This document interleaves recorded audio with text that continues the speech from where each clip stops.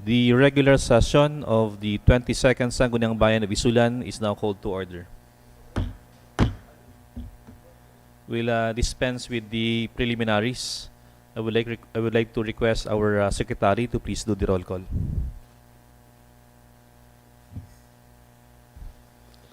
Honorable Arnold Armada, Honorable Carlo Apiado, Honorable Moises Dolar, Honorable Alfonso Di Masuay, Honorable Darlene Lama, Honorable Marvin Delanon, Honorable Ana Fe Collado, Honorable Dennis Joy Doliete, Honorable G.R. Dezon, Honorable Joffer Durana, Honorable Weljon Foscablo.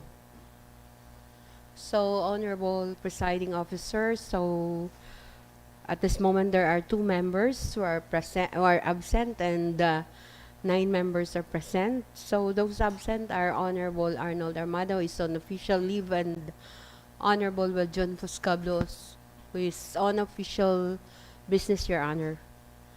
With 9 members present in today's session, the chair declares that we have a quorum. Let's proceed.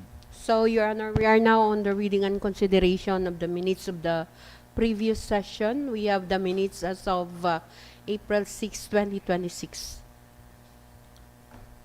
We will consider our minutes dated April 6, 2026.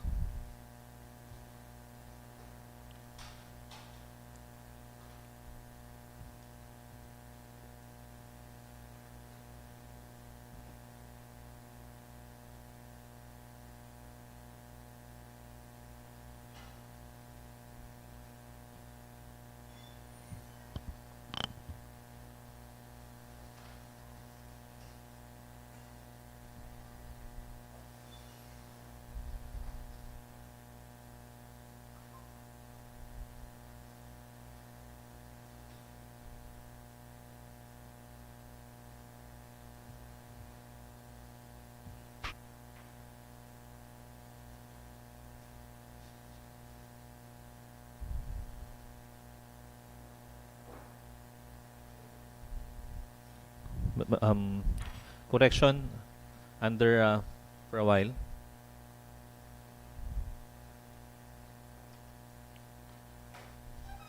Line 49, the correct name of our Chief of Police, Wadingan. Wadingan.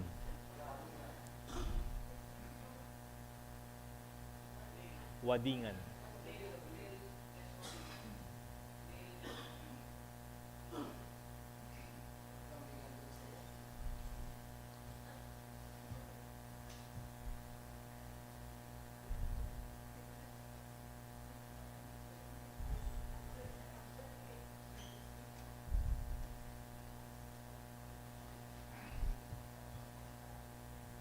Neil S. Wadingan. Police Neil S. Wadingan.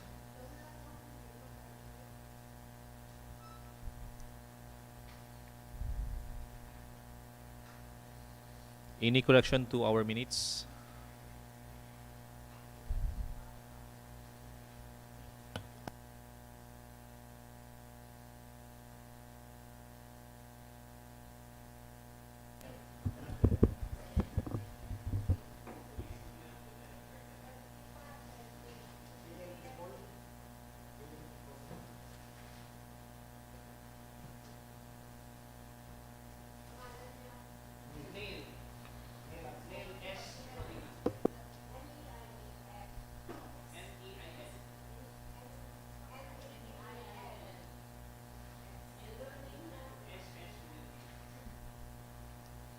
Wala na sila sa ano?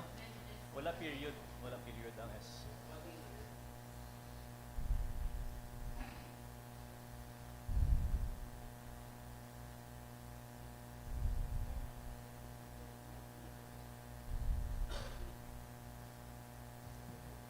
Is there any more correction to our minutes? Honorable Culiado is Chairman. recognized. If there's no more correction, I move for the approval of the previous minutes. There's a motion for the approval, duly seconded. Any objection? Hearing none. Our minutes dated April 6, 2026 is hereby approved and adopted. Next, Your Honor, we are on the privilege hour. Any member who wants to render a privileged speech, Honorable Moises Dolar is recognized.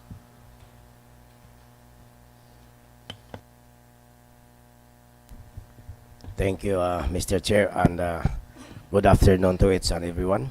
So I would like to congratulate the provincial government of Sultan Kudarat, Dato in leadership of Dato Pax Ali S. Mangoda Dato in hosting the ISRA 2026 and apan sa mga aton nga hiring-hiring sa mga ISRA athletes, teachers, coaches, parents nga believe gid sila sa Sultan Kudarat provincial government sa leadership sang aton nga pinalangga nga gobernador Dato Pax Ali Mangoda Dato nga bunggagid ang opening kag mayara pa nga mga allowances ang mga athletes naton nga ilabi na gid ang from Sultan Kudarat athletes kag different athletes from different region of Suksargin. So and of course with the support of also of our Mayor Bayrihan sa Kaluran and the whole LGU of ISULAN. That's all, Mr. Chair.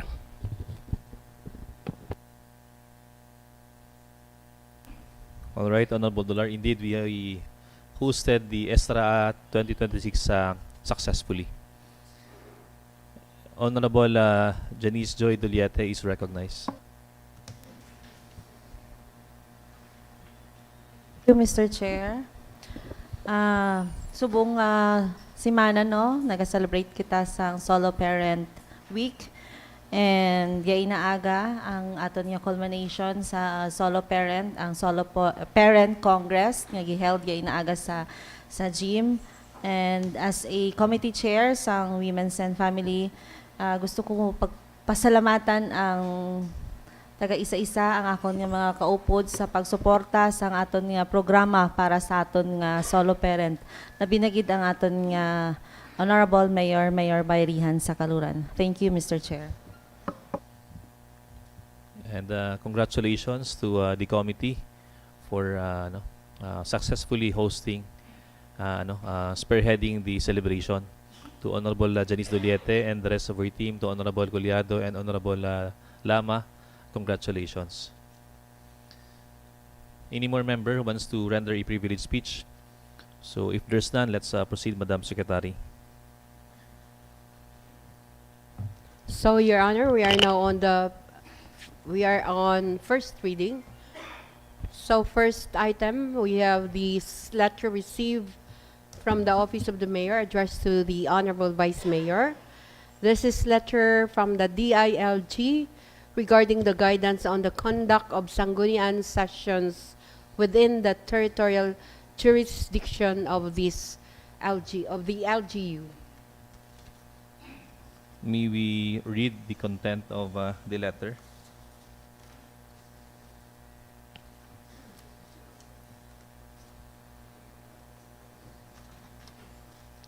So, Your Honor, this is DILG Memorandum Circular number 2026-27. This is addressed to all provincial governors, city and municipal mayors and punong barangays, vice governor, vice mayors, members of the Sangguniang Panlalawigan, Sangguniang Panlungsod, Sangguniang Bayan, and Sangguniang Barangay. With the subject guidance on the conduct of Sangguniang sessions within the territorial jurisdiction of the local government.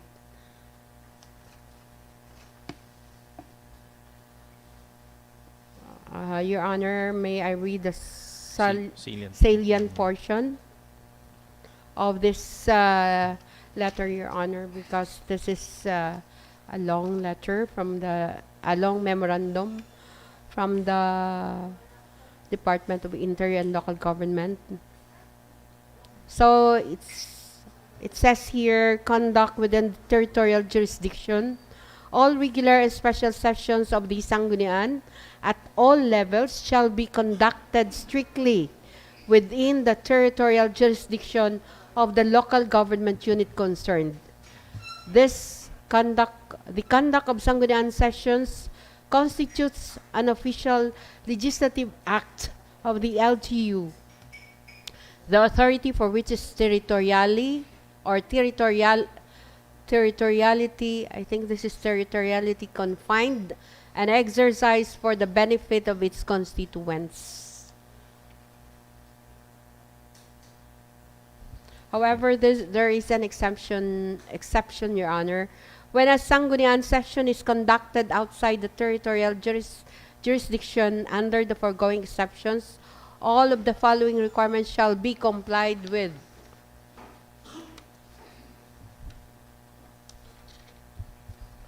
First, the session shall remain open to the public with due notice to constituents and stakeholders. The chosen venue shall be reasonably accessible to the public and all Sanggunian members, and the proceedings shall be fully recorded, documented, and entered in the official journal of the minutes of the Sanggunian.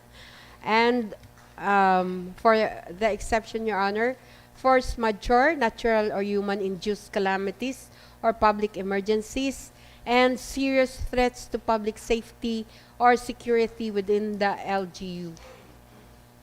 Okay, thank you for that information, Madam Secretary. Item 1 of our first reading is for our information and guidance.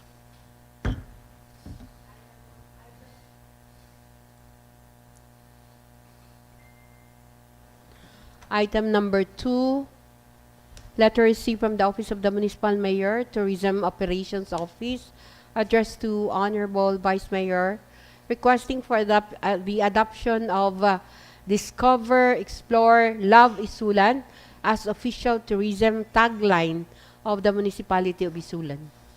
Refer this matter to the Committee on Tourism. Item number 3, letter received from the Office of the Mayor, still from the Tourism Operations Office, addressed to the Honorable Vice Mayor, requesting for the adoption of Sulong Bagong ISULAN Aarangkada as official tagline of the Municipality of ISULAN. Refer that matter to the Committee on Tourism. Item number 4, letter received from the Office of the Mayor, addressed to the Honorable Vice Mayor. This is the cessation of quarry operations in Barangay Lagandang des Municipality. Refer that matter to the Committee on Land Use. Item number 5, letter received from the Office of the Mayor through the Honorable Vice Mayor with the subject endorsement for the adoption of a resolution authorizing the activation and update of dormant bank accounts. Refer that matter to the Committee on Finance. Item number 6, letter received from the Office of the Mayor through the Honorable Vice Mayor with the subject endorsement for the passage of resolution authorizing the establishment of an OPAPRO trust fund and opening of bank account. Refer that matter to the Committee on Finance. Item number 7, letter received from the Office of the Mayor through the Honorable Vice Mayor, the endorsement of Executive Order number 10, Series of 2026 for local adoption and legislative action. Refer. Is it with regard to in DRMC resolution? Executive Order? Wala. Yan na. Ay, di na to.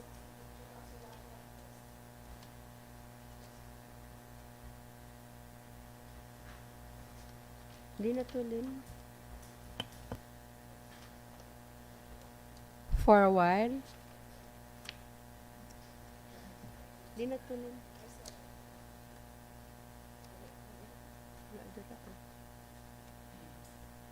Hindi na mo.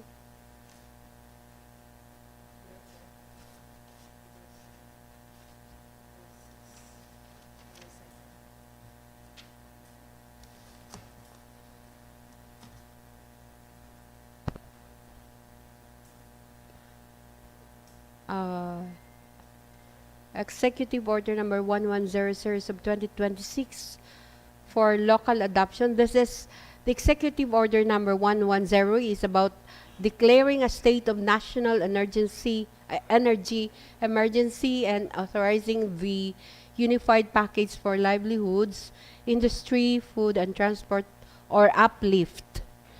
So specifically, the municipality is encouraged to allocate resources, realign or reallocate local funds and subsidies to mitigate the impact of global fuel supply disruptions. Then activate local oversight, mobilize the local energy efficiency and conservation conservation office or its equivalent to serve as the primary coordinating body with the Department of Energy. And finally, implement conservation protocols. Ensure that all municipal offices strictly adhere to enhanced energy conservation measures and electricity use protocols. So, in line with this, Bisang ng Bayan is requested to pass a resolution formally adopting Executive Order number 110 within the municipality of ISULAN, and this resolution will provide the necessary legal framework for the local agencies to implement the uplift framework, ensuring the unhampered delivery of public services and the protection of the most vulnerable sectors. Refer that matter to the committee on this the adoption na bini. Ano? Iti may plan man ta. Kinanglan pa We may will refer isang that matter to the Committee on Peace and Order and Disaster Risk Management Committee.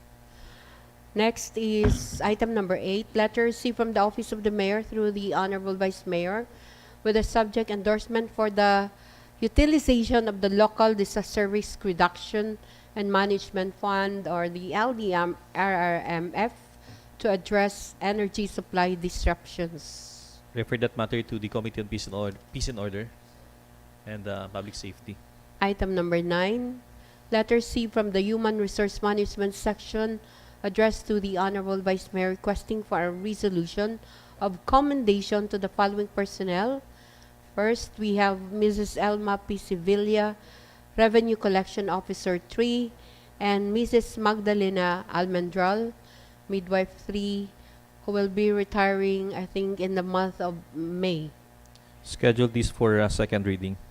Item number 10, memorandum from the Office of the Mayor to all department heads, section heads, and employees with the subject adjustment of official works schedule and implementation of work from home or WFH. So, the new schedule for all officials and employees shall be from Monday to Thursday is 8 to 12, 1 to 5, and for the for Fridays, it will be a work from home. For our information and guidance. Then item number 11, supplemental budget number 2026-1 of the Sangguniang Kabataan of Kudanding. Refer this matter to the Committee on Finance. So, Your Honor, there are no more items under first reading. We'll proceed now to the committee reports. First to report is the Committee on Peace and Order. Honorable Moises Dular is recognized. Thank you, Mr. Chair.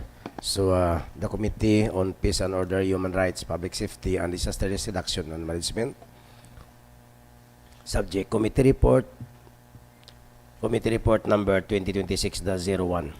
Pursuant to the referred matters to this committee, a committee hearing was conducted on April 7, 2026 at 8 o'clock in the morning in the Sangguniang Bayan Session Hall, ISULAN, Sultan Kudarat. Invited during the same were the MDRRMO, Edwin P. Esclito, the Municipal Engineer Dandy Loyola, the Municipal Budget Officer, Lalin B. Fernandez, the Municipal Legal Officer, Attorney Marco Rey Esglio, the Chief of Police, Police Lieutenant Neil Iswadingan, the CSU Chief Nicolas Zambrano, Barangay Kagawads, the members comprising this committee. Items. Number 1, proposed ordinance institutionalizing the barangay road clearing operation mechanisms in the municipality of ISULAN, providing funds, imposing penalties for violations, and for other purposes thereof.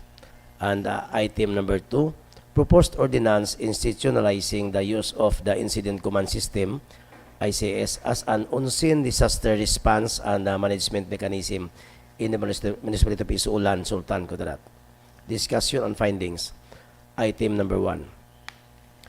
Proposed ordinance institutionalizing the barangay road clearing operation mechanisms in the municipality of ISULAN, providing funds, imposing penalties for violations, and for other purposes thereof. The ordinance institutionalizes a sustainable barangay road clearing operation mechanism to ensure that all barangay roads, sidewalks, and public thoroughfares are kept from the obstruction such as illegal structures, unauthorized vending, indiscriminate parking, and storage of materials. It declares the policy of the municipality to ensure public safety, order, mobility, and accessibility, to uphold the free flow of traffic through strict enforcement of road clearing operations. The ordinance seeks to institutionalize a sustainable road clearing operation mechanism at the barangay level. Ensure that all public roads and sidewalks are free from illegal structures, obstruction, and encroachment. Promote discipline among residents, business establishments, and motorists.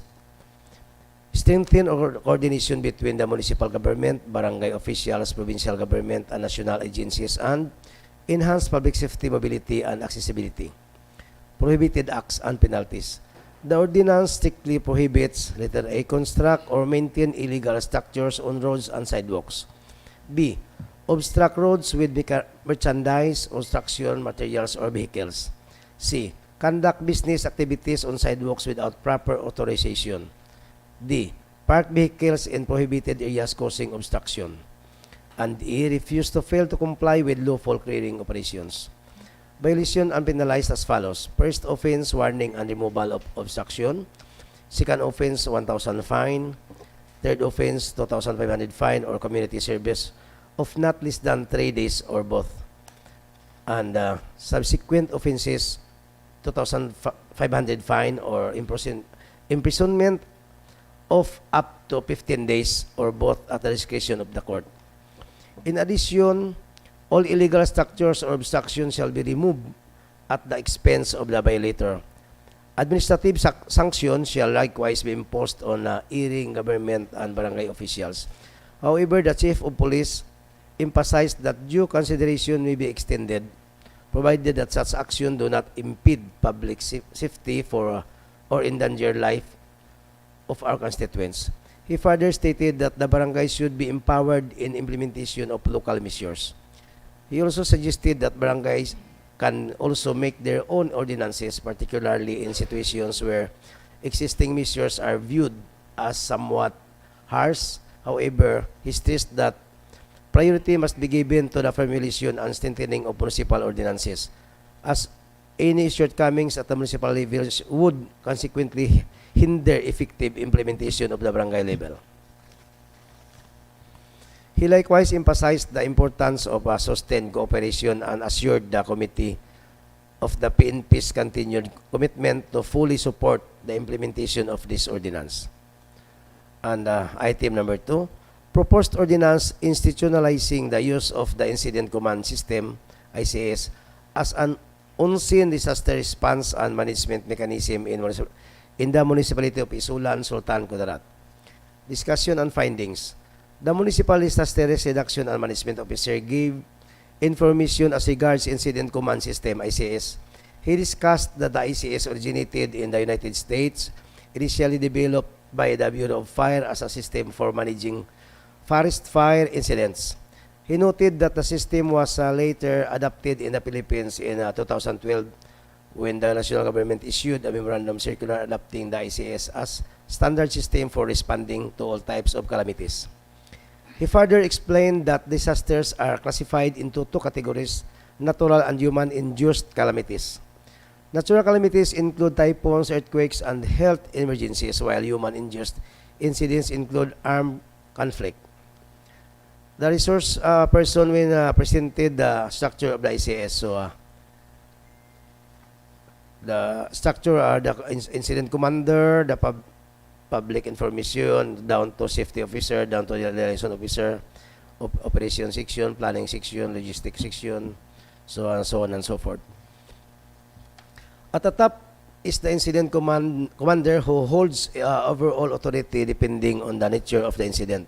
For fire incidents, the Bureau of Fire Protection, BFP, serves as incident commander. For armed conflict, the PNP or the armed forces. For health emergencies, the Municipal Health Office. And for natural disasters such as flooding, the MDRIMO.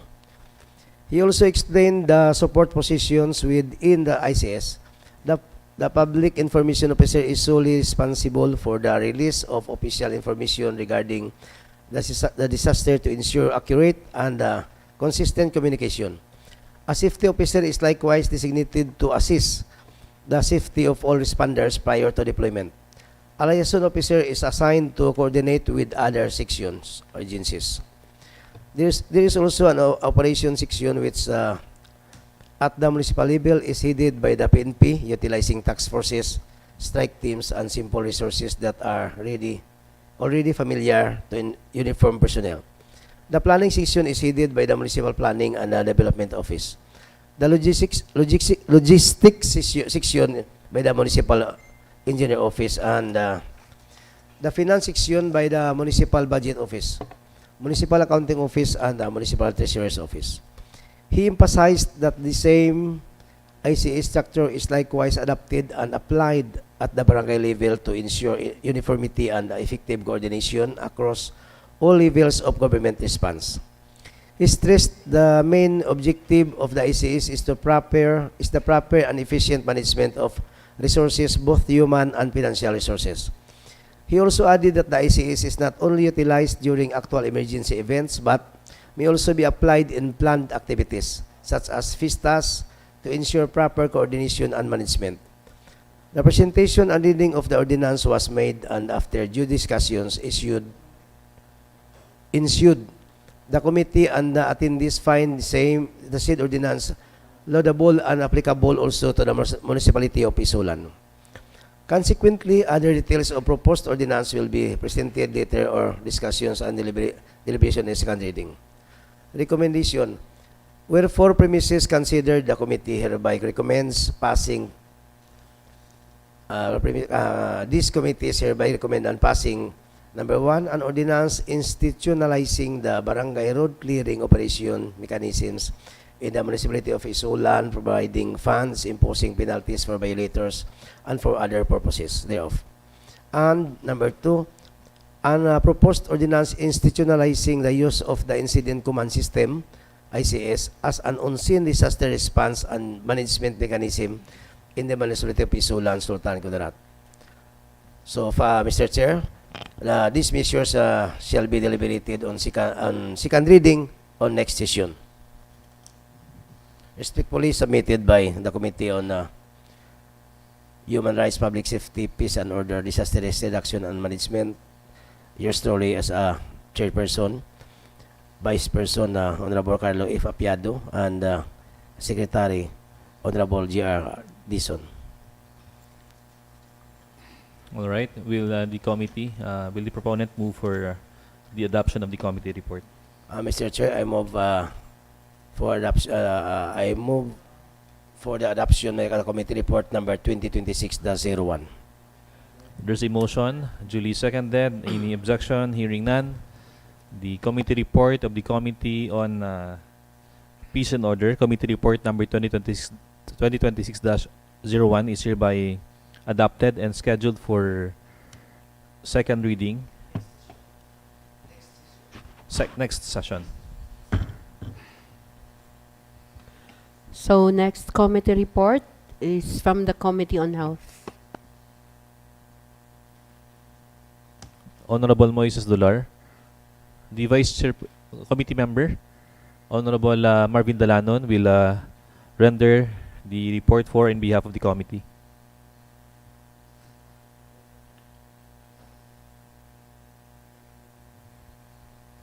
To Mr. Chair. For the committee report of the Committee on Health, Sanitation, and Nutrition, I move for the deferment of this committee report for either next session if it will be completed. Okay. The scheduled committee report of the Committee on Health is hereby deferred. Next item. So next committee report is from the Committee on Agriculture. The chairperson of the committee, Honorable Engineer Alfonso Di Masuay, is recognized. Thank you, Mr. Chair, and good morning, my colleagues. This is the Committee Report 2026-01 of the Committee on Agriculture and Cooperatives. Mr. Chair, we have 3 reports. Number one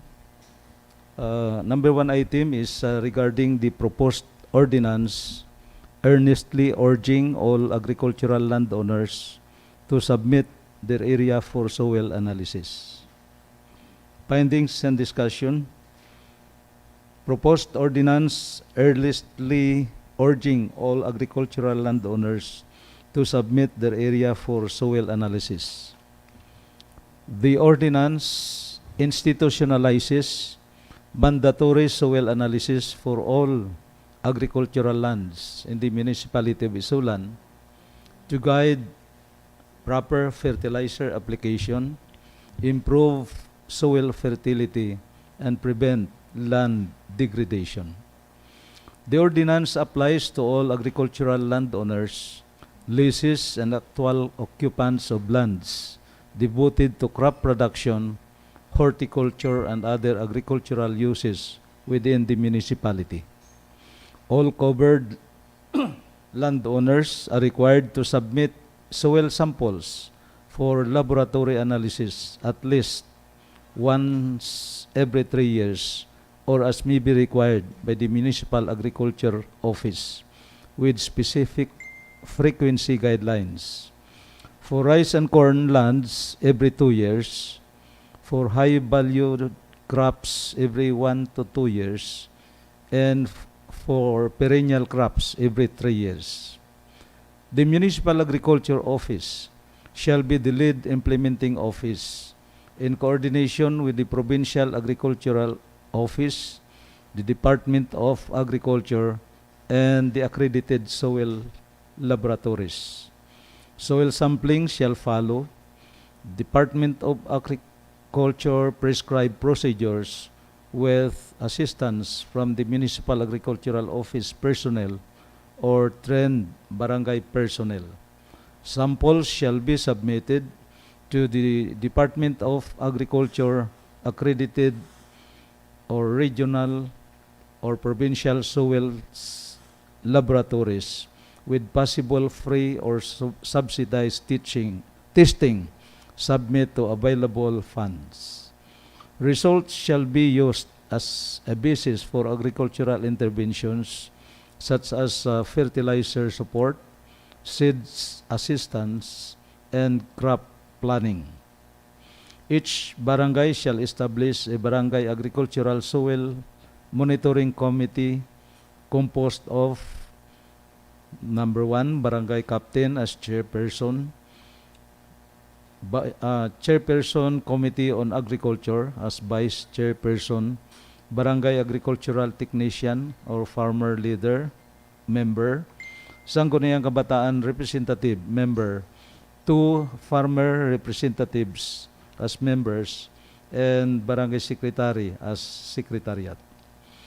The Municipal Agriculture Office or DMAO shall be the lead implementation of this ordinance, implementer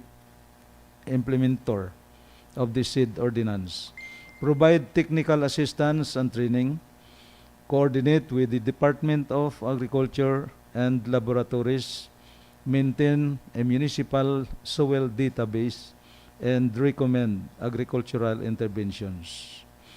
The committee further noted that no other issues or concerns were raised in relation to the proposed ordinance, as the discussions were focused mainly on the methods for conducting soil sampling and analysis. The recommendation of the committee,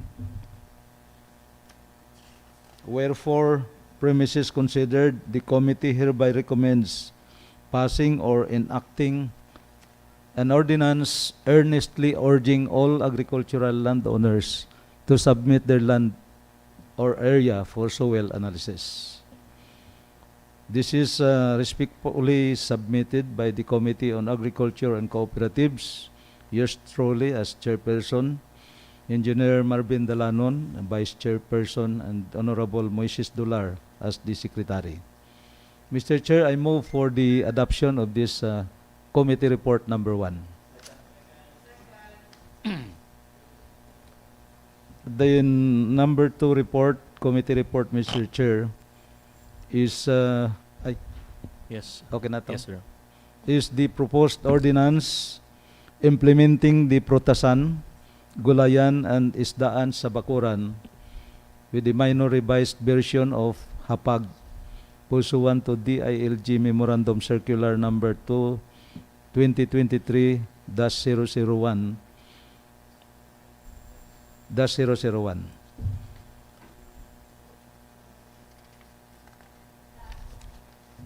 The proposed ordinance institutionalizes a comprehensive backyard food production program, integrated fruit tree planting, vegetables gardening, and small-scale aquaculture to enhance household food availability and livelihood opportunities.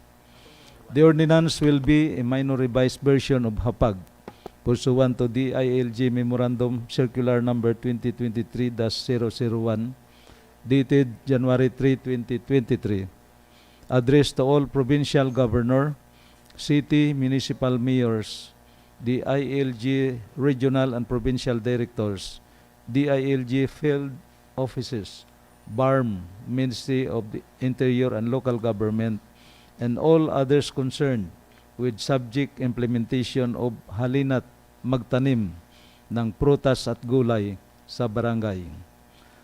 The ordinance promotes food security, proper nutrition, sustainable agriculture, and self-reliance among households through backyard food production. It aims to encourage backyard fruit, vegetables, and fish production. It aims to improve household nutrition and reduce malnutrition. It aims to provide additional livelihood opportunities. It aims to promote environmental sustainability and efficient land use. And it aims to strengthen community participation in agricultural development. The program covers all households, barangays, schools, and government institutions within the municipality of ISULAN. The Prutasan, Gulayan, at Isdaan sa Bakuran program includes 1. Backyard fruit tree planting, vegetable gardening in available species, small-scale fish production system, and the use of sustainable practices such as vertical gardening, container gardening, and aquaponics. The Municipal Agriculture Office is the lead implementing office in coordination with the other offices and agencies. During the discussion, the representative of the National Irrigation Administration, or the NIA, suggested that the ordinance should aim to encourage behavioral change by requiring constituents to engage in planting activities. He noted that based on experience, participation remains low despite trainings and provision of seeds, and that involvement is often limited and not sustained after initial program support. The committee chair likewise noted that one of the reasons households do not engage in planting is the lack of reliable market for their produce. As a possible solution, the establishment of a Bagsakan Center was proposed, where farmers and households may bring and sell their products, particularly during weekends. Mr. Chair, the recommendation of the committee is to pass or enact an ordinance implementing the Protasan, Gulayan at Isdaan sa Bakuran, a minor revised version of Hapag, pursuant to the DILG Memorandum Circular number 2023-001. This is respectfully submitted by the Committee on Agriculture and Cooperatives, chaired by yours truly, Vice Chairperson Engineer Marvin Dalanon, and Secretary Moises Dular. Mr. Chair, I move for the adoption of this committee report number 2. There's a motion for the adoption of the committee report and duly seconded. Any objection? So hearing none, the said committee report is hereby adopted and the recommendation of the committee is hereby scheduled for second reading for discussion and deliberation. Second reading in Next session. Mr. Chair, committee report number 3. This is regarding the proposed ordinance institutionalizing a comprehensive plant crop intensification program of the municipality of ISULAN, providing funds therefore and for other purposes.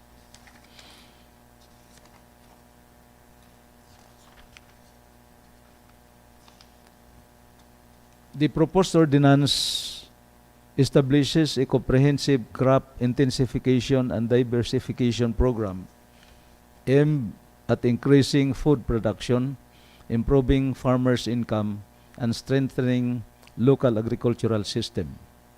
The ordinance promotes, letter A, food security and agricultural sustainability. Letter B, increased crop productivity and efficient land use. Letter C, climate resilient and science-based farming practices. Letter D, strengthened support to farmers and alignment with national programs. It aims to institutionalize year-round crop production, provide access to inputs and technical support, and improve food availability in the municipality. The program covers all agricultural lands, farmers, cooperatives, barangays, and relevant municipal offices within the municipality of ISULAN. The committee highlighted that the standard cropping calendar typically accommodates only 2 cropping cycles annually, resulting in considerable periods within the year when agricultural lands are utilized for planting. Are not utilized for planting.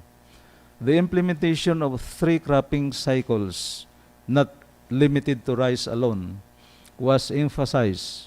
While rice may still be suitable for second cropping, the third cropping may be devoted to other crops, thereby promoting crop diversification. The municipal agriculturist further explained that the plant concept does not require all farmers to cultivate rice, but rather encourages diversified planting based on suitability and need. The committee further noted that a cropping calendar will be developed for the benefit of all farmers. Further discussion involved the technical aspects, including water distribution.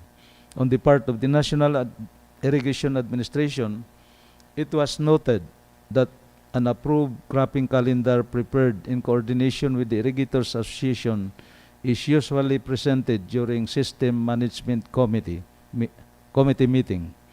This will inform line agencies of the schedule for water releases and cutoff, allowing them to align their program accordingly. It was further noted that revisions to the cropping calendar cannot be implemented easily and are only considered upon a formal request and must undergo the proper review and approval process before implementation. The committee then decided to send letter request subject to approval by the National Irrigation Administration and the System Management Committee or System Management Council. The recommendation of the committee to enact an ordinance institutionalizing a comprehensive plant crop intensification program of the municipality of ISULAN, providing funds therefore and for other purposes.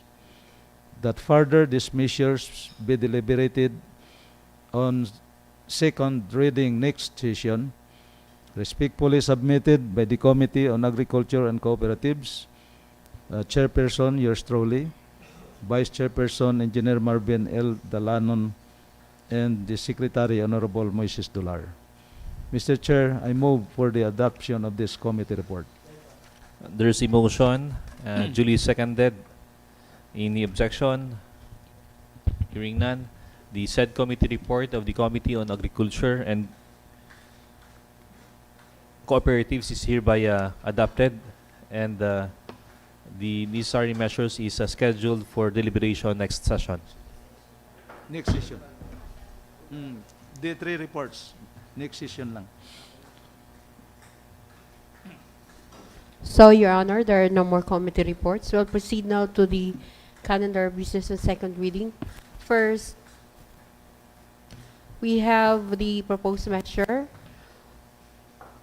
This is resolution of commendation to Mrs. Elma P. Sevilla, Revenue Collection Officer, who will be retiring on May of this year for her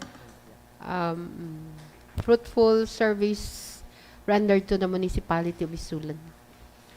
The chairperson of the Committee on Good Government, Honorable J.R. Dizon, is recognized.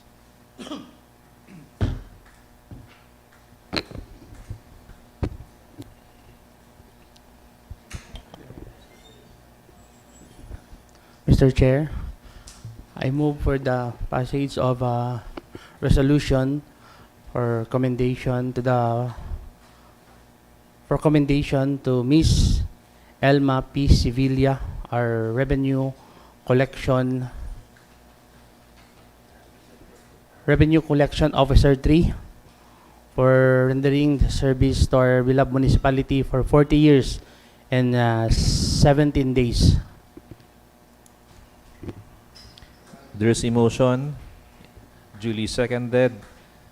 Any objection?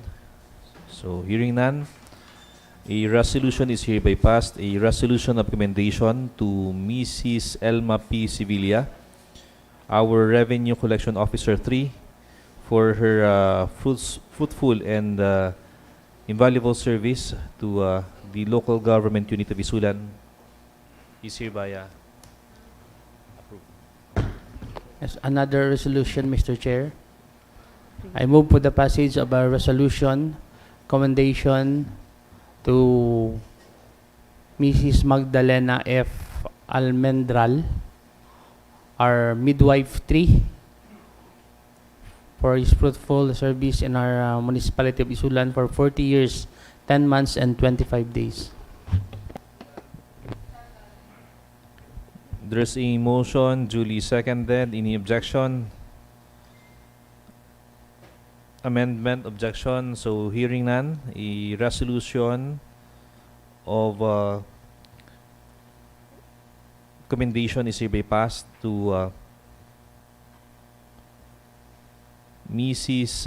Magdalena F. Almendral, midwife 3, for her invaluable service to our municipality.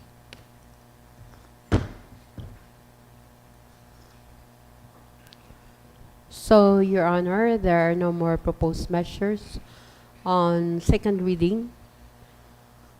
And we have already exhausted the items in the order of business. We'll proceed now to the unassigned business. Any matter you wanted to raise under unassigned business, Honorable Alfonso Di Masua is recognized. Hello. Thank you, Mr. Chair. I have only a friendly reminder regarding what is happening in our public market. Accordingly, daw grabe gid ang pag-atake sang astray animals sa sulod sang aton public markets, particularly in the wheat market. Gisubmit nila sa ako ng ilang mga pictures, and I would like to refer this to the Committee on Public Market and Slaughterhouse.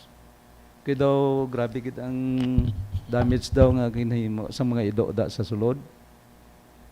And nag-research ako, mayara kita nga kwan, mayara kita ordinance. But I think ito wala lang ma-implement. Tanaw naton ko i-validate siguro naton kung how true.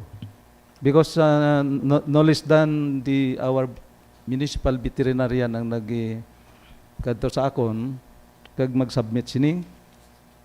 Grabe gid gali ang damage sang mga ido. Kung ano naton ni siya. May ordinance man kita but we could not implement because we don't have the pounding facility. Why kita sang? Yes. And City of Tacurong is offering kung may i-impound kita dito, batuno nila. Mabayad lang ta. Pero ordinance stipulate man diri nga dapat magbuhat kita sang aton impounding facility. Nga mag-share patas Tacurong. Pero meantime siguro pwede. But this time tani tinguan ta na kay may ordinance naman. Nga dapat we have to establish our impounding facility. O simple lang nga design na.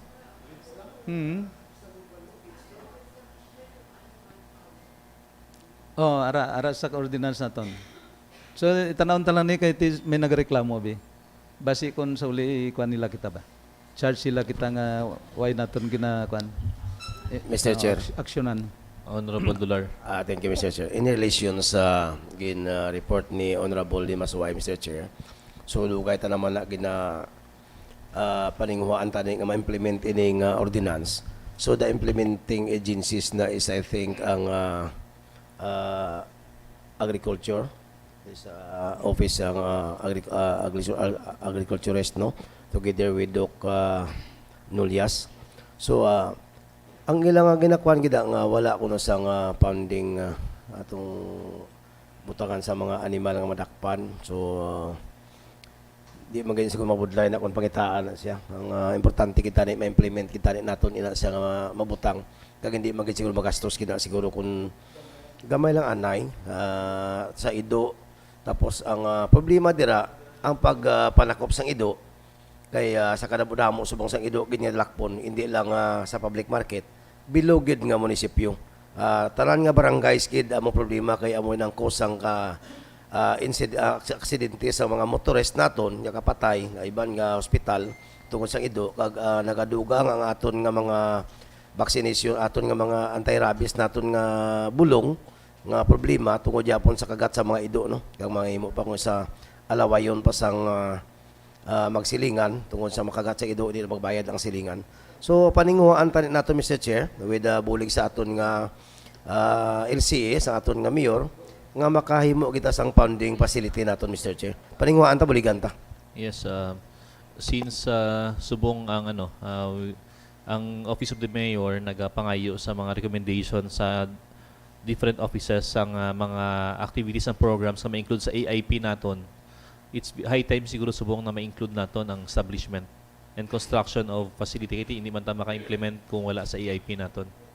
And is it okay if we will refer that matter, that concern to the Committee on Health atong para ma-revisit sa committee atong ordinance naton? ang nakita ko, Bidri, we have so many ordinances enacted but wala naton ma-implement because wala kita sang IRR. Ini mayari gihapon niyo. May IRR wala man gihapon mobatan.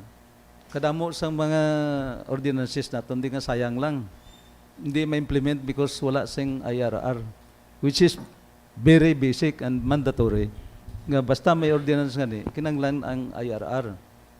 Kung sundon, we could not really implement the said ordinance kay malipatan naton, pero kung may IRR, may designated offices nga mag-implement sina. Para sini kung may IRR ni, dapat ang DA sining magkuan implement. Amo na siya. So, I think even sa legislative assessment, may puntos na siya ba sa aton kung wala kita sa mga IRR, may list ang points naton da kay wala naton ma-implement mayo ang aton ordinances. Hindi siya very effective. That's why I think we have to kuan siguro mag-schedule kita sang gradual meeting about IRR preparations. Kung ang sekretariat pwede niyo makuan ang mga ordinances nga wala mabuhatan sang kuan IRR. Anyway, gamay man lang ang funding sina required, kuan man lang merienda, daw committee hearing lang. Pero tawagon ta lang ang concerned agencies nga executive nga. Executive, pero executive function, pero i-assist naton. Kay old executive siya kay ang kuan sina ang halimbawa kung agriculture under mo na sa executive. Pero kinanglan naton ang kunin. Can we task our secretary na pwede ba natin matipon atong mga tanan nga ordinansa nga nagakinahanglan sa IRR? Kay may mga ordinansa man abi nga hindi man nagakinahanglan gisang IRR. May ara man sang ordinansa nga nagakinahanglan sa IRR. Pwede ito ba matipon, Ma'am Rax? Then we will talk with the executive para pong kaan natin ang the legislative and the executive will sit together and discuss that concern.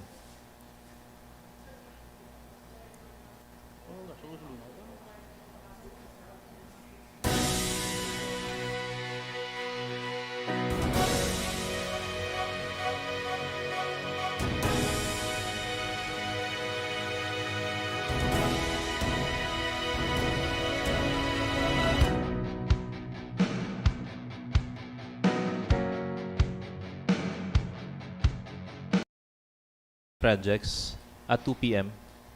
this afternoon. So, if any more matter, Madam Raquel?